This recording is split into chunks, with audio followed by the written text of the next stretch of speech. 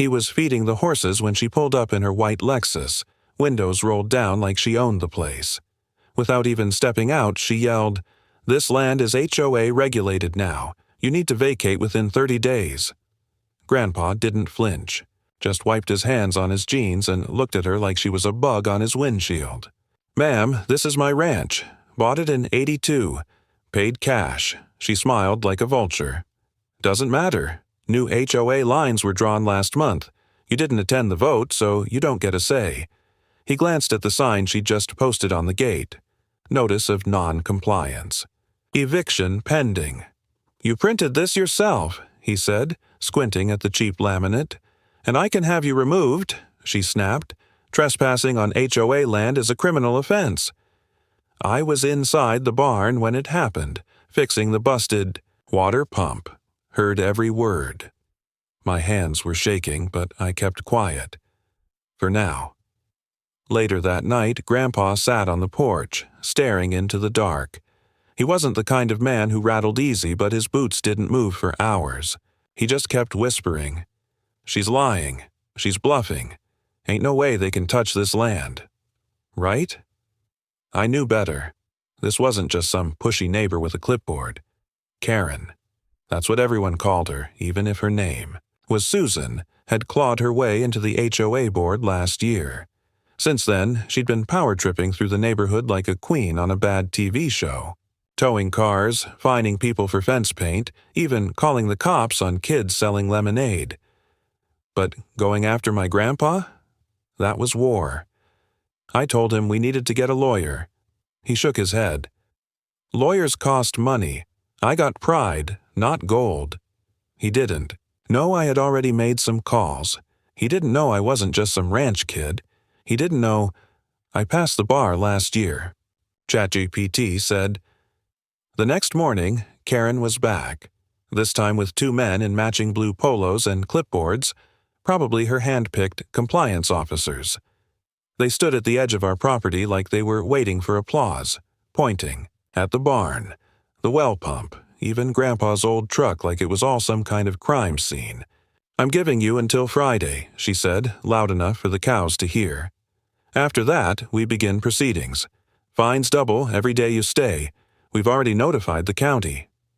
Grandpa looked tired. His hands were cracked and his shirt was still stained with grease from the tractor, but his voice didn't waver. "You don't own this land. I got the deed sitting in my safe, signed by Judge Morrison himself." Karen rolled her eyes. "That deed is ancient. Zoning changed. You'll be on the wrong side of the law if you're not careful." I stepped forward before Grandpa could speak. "Actually, the zoning change only applies to the east lot line. This property's exempt." She blinked, caught off guard. "And who exactly are you?" "I'm his grandson, and his legal counsel." Her mouth twitched. "You think you can scare me with a law degree?" "No," I said, "but I can. Bankrupt your HOA before sunset." She smirked and waved her little clipboard. "We'll see about that." As she turned and walked away, I pulled out my phone and opened the folder I had been building for the past week. Forged notices, trespassing reports, audio from neighbors, even drone footage of Karen throwing garbage over the fence onto Grandpa's pasture. But I was saving the best for last.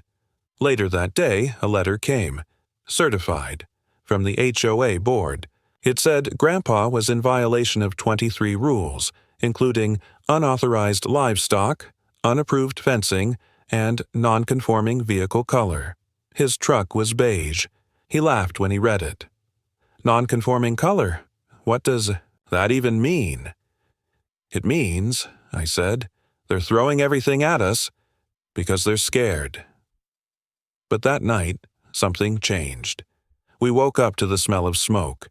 The back fence was burning, and Karen was standing just beyond the line, holding a garden hose.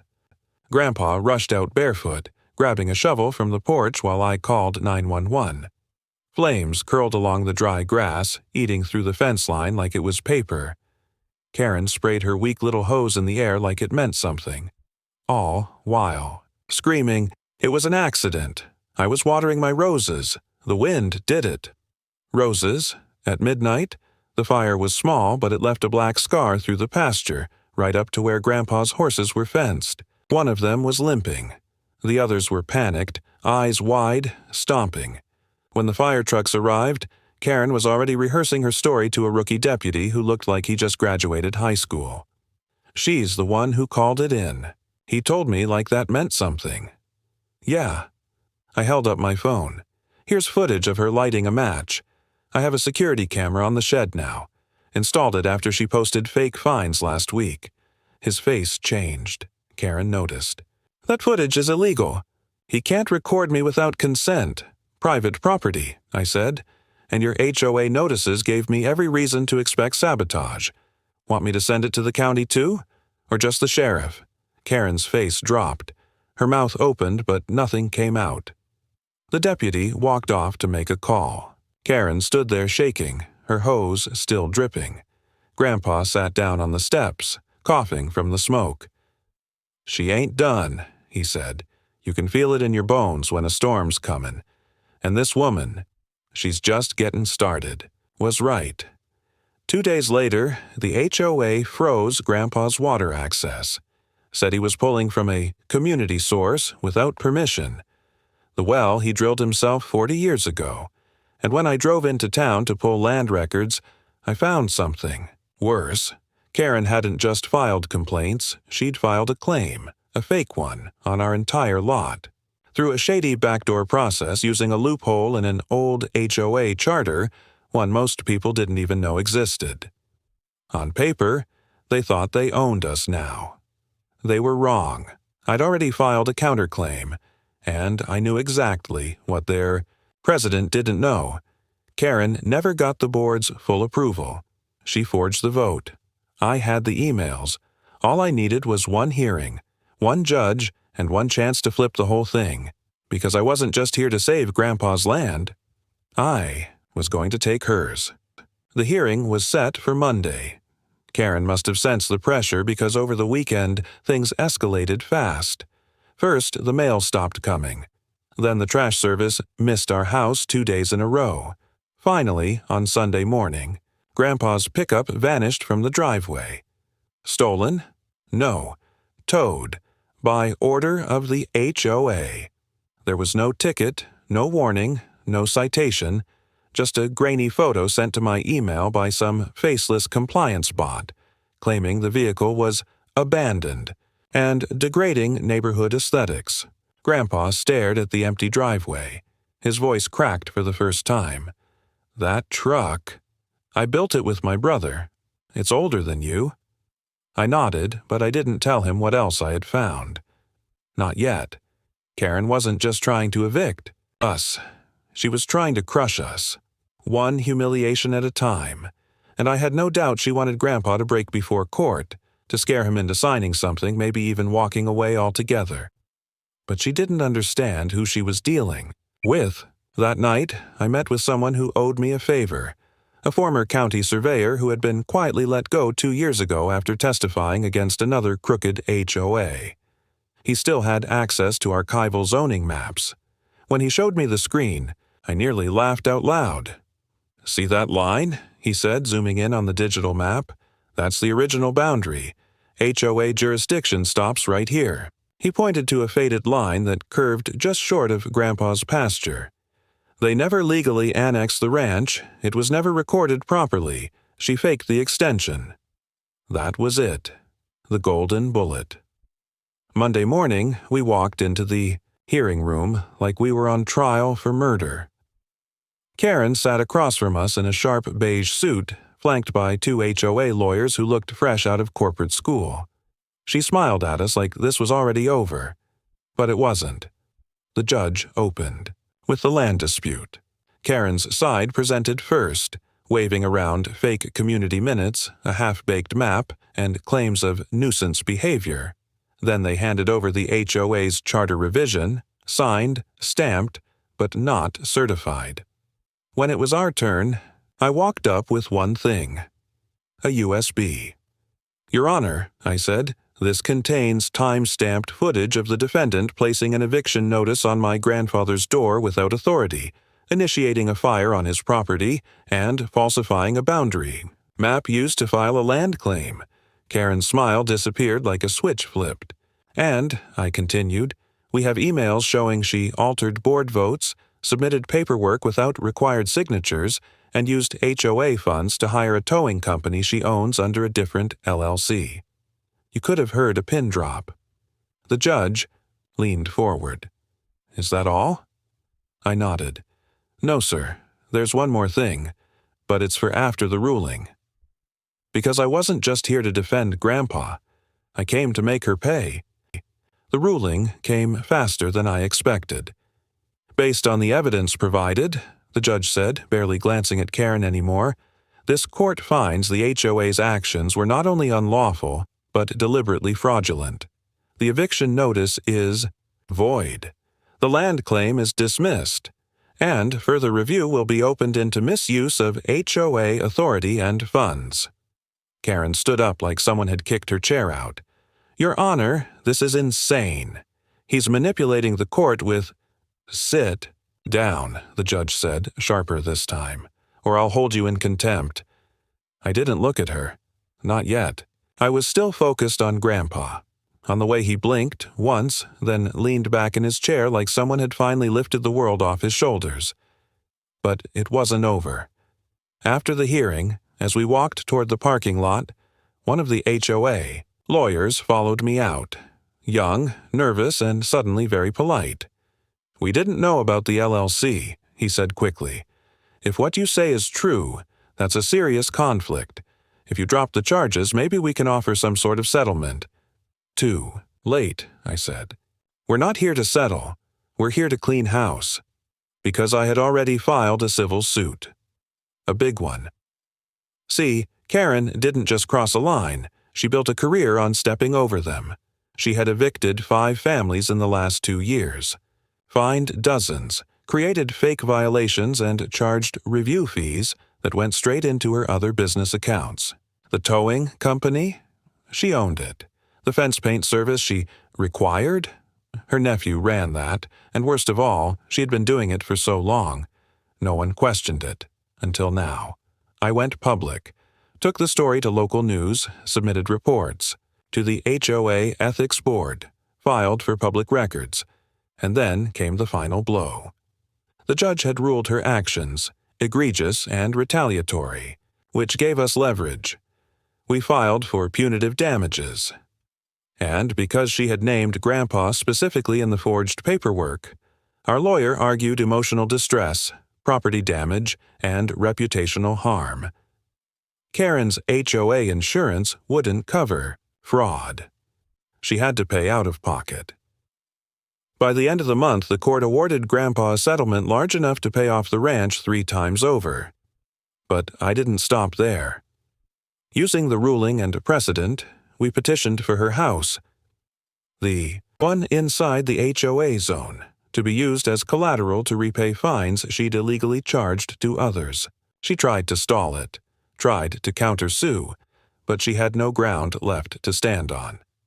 3 months later, her home went up for auction, and guess who bought it? Not Grandpa Me Cash. I moved in just across the HOA line, and the first thing I did? Posted a big wooden sign in the yard facing the street. Not governed by your rules. And just underneath, in smaller letters, this is for Grandpa. ChatGPT said, the day I moved into Karen's former home, neighbors came out like they'd just seen a ghost walk in. Some nodded, a few waved. One elderly couple even clapped from their porch.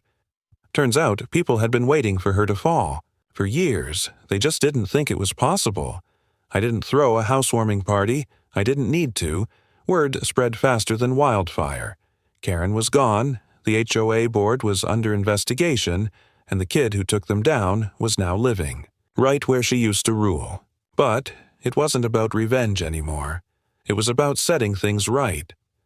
The first thing I did was host an open meeting, right in Karen's old living room. I invited every homeowner who had ever gotten a bogus fine or bogus notice. People, Brought paperwork, screenshots. Some even had old videos of Karen barging onto their property or threatening to tow their cars. One guy showed up with a binder 4 inches thick. It was worse than I thought. Over $300,000 in collective fines. Dozens of forged documents. Several homes foreclosed under shady pressure tactics. So we built a case together. We created a coalition. And one by one we helped those families file for reimbursement, dispute the liens, and sue where necessary. The HOA board tried to keep going without her. Tried to claim they didn't know. But the receipts said otherwise. Karen hadn't worked alone. She just led the charge. And now, every signature, every shady email, every hidden deal came, crawling into the light. By winter, 3 more board members were removed. One got charged for wire fraud. Another quietly moved states. Grandpa. He never missed a day on the ranch. Every morning, I'd find him by the gate, drinking coffee and watching the sunrise like nothing had happened. But one morning, he said, something I didn't expect. "I never told you this," he said, "but back when your grandma got sick, I almost sold the ranch. HOA made me an offer. Karen was part of it." I froze. "What?" He nodded slowly. "They lowballed me. Said the land wasn't worth what I thought. Said they'd take care of it. But something about her eyes. I knew she didn't want the land. She wanted the power." He paused, looked over the fields. "I'm glad I stayed." That same week, we raised a new sign on the fence line, burned into cedar wood with a metal seal at the top. It read, "McAllister Ranch, Est 1982, private property, not under HOA, protected by law and bloodline." That went viral. People started stopping on the road just to take pictures. Some sent letters. One guy from Tennessee mailed Grandpa a pocket knife engraved with, "For the man who stood his ground." But the real twist? 6 months after the case closed, the HOA dissolved. Too many lawsuits, too much exposure. The county restructured the neighborhood into individual parcels. No collective rule. Freedom. Real freedom. And Karen? Last I heard, she was working at a landscaping company 2 towns over, pulling weeds instead of power plays. Funny how things turn around, because in the end, all she wanted was control, and all we wanted was peace. A year passed. The ranch was quieter now, but not forgotten. Reporters still called sometimes, asking for follow-ups or podcast interviews. A few YouTubers even drove out hoping to film where the HOA kid had taken down the Queen of Fines. Turned most of them down. This wasn't about fame. It never was. We'd repaired the back fence, rebuilt the burned pasture, and even rescued 2 more horses that had been left for slaughter. Grandpa named them Justice and Echo, said one reminded him of Grandma's spirit. The other? That one just wouldn't stop kicking fences. Life had settled until a plain white envelope showed up in our mailbox. No stamp, no return address. Inside was a single sheet of paper, typed, cold. It read, "You didn't win. You just got lucky. Enjoy your spotlight. It doesn't last." No signature, but I didn't need one. I knew that tone, that bitterness. Karen wasn't done. I didn't show it to Grandpa. He'd fought enough, but it lit something in me I thought I'd buried after the lawsuit. That quiet fire that comes when someone tries to take what's yours and smiles while doing it. So I started digging again. Not on her, but on the HOA network. Because what we went through, it wasn't rare. Dozens of small towns across the state were going through the same thing. Phony boards, inflated dues, unlawful liens, and elderly folks pushed out of homes they'd lived in for generations. I partnered with a nonprofit. We built a database. We tracked cases, helped homeowners find pro bono legal help, and taught them how to fight back using the exact same blueprint I'd used here. Word spread. Fast. And that's when the real twist hit. A judge, the same one who ruled in our favor, called me in for a private consultation. He was retiring, said he'd followed our case closely and was impressed with how we exposed the HOA rot from the inside. Then he slid a card across the table. It was from the State Housing Oversight Committee.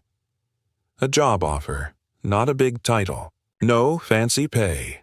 Just Special Compliance Liaison, Independent Reviewer of HOA Ethics. I laughed at first. Me? A watchdog? But then I thought about that night the fence burned, about Grandpa sitting on the porch wondering if he was going to lose the only home he ever had, and I thought, maybe it's not enough to just fight back. Maybe someone needs to make sure this never happens again. So I took the job. Now, every month, I walk into a different neighborhood, knock on a different door, and tell someone exactly what I once told Karen. You don't get to decide who belongs here. And if you think this story is over, it's not, because somewhere, out there, there's another Karen, another Grandpa, and another fence about to burn. 2 years later, I stood at the edge of a dusty field in Arizona, boots sunk halfway into cracked earth, watching a woman argue with a veteran over his tool shed. Same story, different zip code. She had that same tight-lipped smile Karen used to wear. The kind that said I run this place even when the law said otherwise. Claimed the shed violated aesthetic codes. Claimed it needed to be torn down by morning or he'd face a $5,000 fine. I didn't say a word. I just held up my badge. Small, metal, state-issued. Her smile twitched. This is a civil issue, she said sharply. You're not even law enforcement. No, I replied, I'm worse.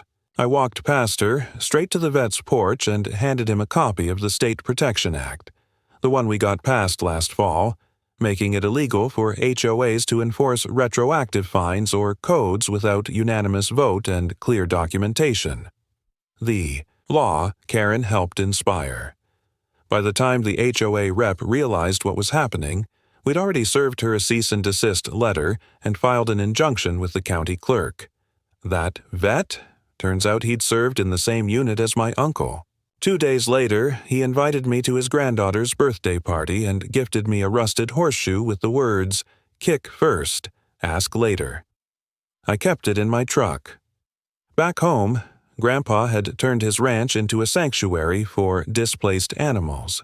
No formal title, just a stretch of land where creatures with broken legs, burned coats, or forgotten names could breathe again. He said it gave him purpose. I think it gave him peace. Sometimes in the quiet mornings we'd sit on the porch with black coffee and not say much at all. Then one morning he looked over at me and asked, "You still mad?" I took a slow sip. "No," I said. "Not mad. Just not done. Because the thing about people like Karen, they don't quit. They relocate, reinvent, rename the HOA, file new paperwork. They pop up in Texas, Florida, Oregon, anywhere they think folks are too tired or too poor or too scared to fight. But that's where they're wrong. Because now, every time they show up with a fake badge or a fine taped to a door, someone's already watching. Sometimes it's me. Sometimes it's one of the people we trained. Sometimes it's a kid who saw our story on YouTube and printed out his own Not HOA property sign. That's the legacy, not the lawsuits, not the headlines. The fire Karen tried to light? She failed. But the one we lit in response, that one's still burning, and it doesn't go out, ever.